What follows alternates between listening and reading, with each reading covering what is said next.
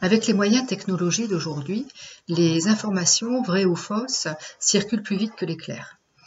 Face à cette masse d'informations qui nous viennent, il est important d'avoir un esprit d'analyse et de critique. Comment faire pour développer cette analyse et cette critique des informations qui nous sont données comme ça sans arrêt? De plus, la violence verbale, écrite, est de plus en plus présente à travers les réseaux sociaux, à l'école, dans les cours de récréation. Et ça fait souffrir.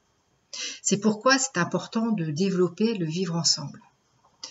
Qu'est-ce que ça veut dire, le vivre ensemble? Ça veut dire être capable, soit de faire part de ses idées, de les argumenter, de les défendre, être capable d'écouter et d'entendre les idées des autres, et puis pouvoir confronter ces idées, se rendre compte qu'il peut y avoir différents points de vue sur un même sujet.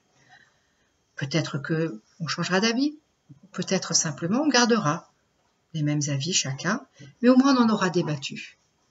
Et tout ça dans un respect mutuel. Donc voilà, c'est ce que se proposent de faire les ateliers à visée philosophique. Donc il s'agit de regrouper des enfants de à peu près la même tranche d'âge, et donc à partir d'un support, ça peut être la lecture d'une histoire, ça peut être de l'observation d'une reproduction d'œuvres d'art, ou à travers un petit débat, un événement qui s'est produit, de dégager un ou deux thèmes essentiels et de pouvoir débattre sur ce thème. Par exemple, ce serait possible de parler de l'amitié. C'est quoi un ami? Quelle est la différence entre un ami, un copain? Comment on fait des amis? Est-ce qu'on a besoin d'avoir des amis?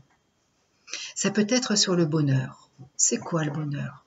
De quoi on a besoin pour être heureux? Ça peut être la différence. C'est quoi la différence entre un garçon et une fille? Pourquoi on dit qu'ils sont différents? Ça peut être sur la vie, sur la mort.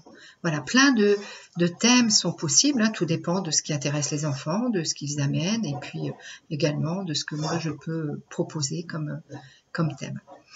Donc voilà, si ça vous intéresse, si ce projet vous intéresse, si vos enfants sont intéressés, eh bien n'hésitez pas à répondre à ce questionnaire. Et puis, si vous voulez être mis au courant de la tenue d'un atelier, eh bien, envoyez-moi un mail avec vos coordonnées que je puisse vous contacter. Et donc, je tâcherai de trouver un jour, une heure qui convienne au plus grand nombre pour pouvoir réunir les enfants et pouvoir créer cet atelier à visée philosophique. Donc voilà, écoutez, je vous dis à bientôt. Au revoir.